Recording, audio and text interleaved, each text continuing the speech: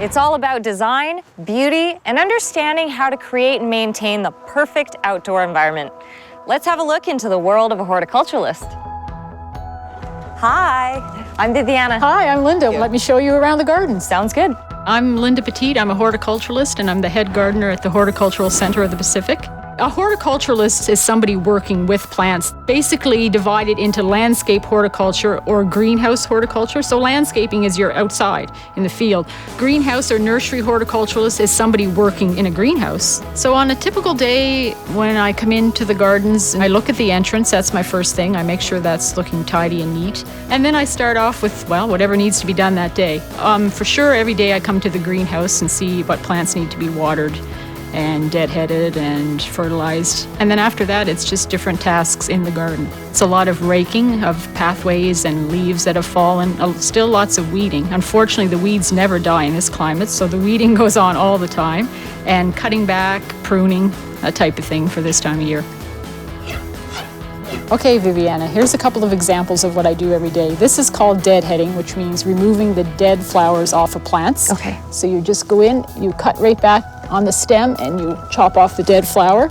And here's another example of what I do. It's called pinching back, which means when you have a long shoot, you cut off on a side branch and it just encourages to branch more and fill out and make a healthier, stronger plant. Beautiful. I think most horticultural work is seasonal, but if you did work in a greenhouse, greenhouses go 12 months of the year. When people think, oh, it's December, it's time to stop gardening for the season, it's not. There's plants that start blooming there in late November and they bloom right until mid-March. But if it's outdoor landscaping, it's definitely seasonal work. Okay, Viviana, now we're going to do some seeding. This is the time of year where you start certain seeds, and we start them right in the greenhouse. Okay. So what we do is we fill a seed tray. The size of the seeds vary. I mean, these actually are a nice size seed. They're about the size of a peppercorn, but some seeds are very tiny.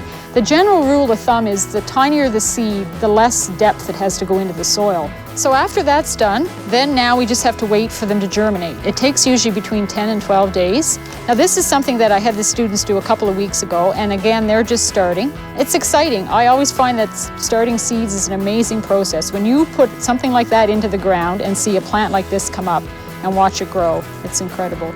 I think the big misconception is that people don't realize how physically challenging this job is.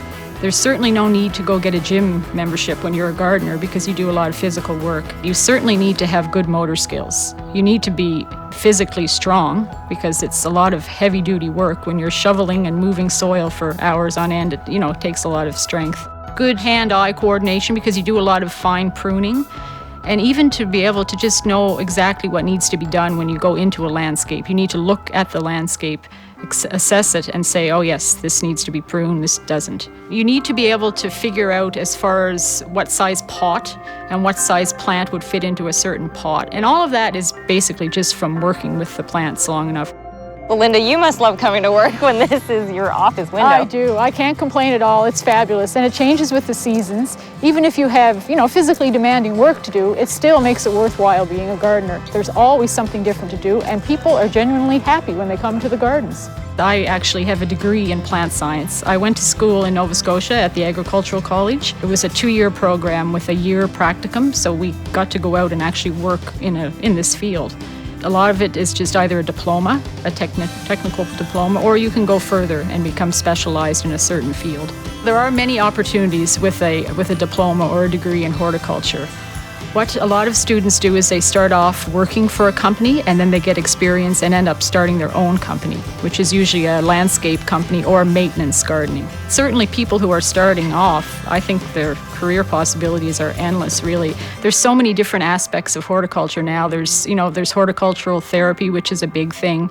There's living roofs and vertical gardening, and there's all kinds of trends. So I honestly think whatever they have a passion in, they can certainly pursue. I came here to volunteer when I first started, and I worked in a garden center for a while, and then I got hired part-time, and then eventually full-time, and now I'm here as the head gardener. For me, I work 12 months a year, but I work 5 days a week. I work Tuesday through Saturday, and I'm off Sunday and Monday. I come in at 8 o'clock and I leave at 4. That's my scheduled hours. I think if you have any kind of passion for plants or for gardening, you should try it. Yes, it is definitely a rewarding job. There's nothing more exciting than putting a seed in the ground and watching it develop.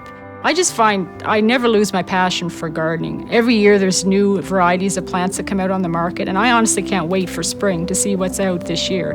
Linda, your gardens are so beautiful. Thank you so much for showing me around today. Thank you for coming. It's been a pleasure. And Likewise. please come again. I will. Great. Thanks, Viviana. Once again, this is Career Trek, and I'm Viviana reminding you that this career could be yours. We'll see you next time.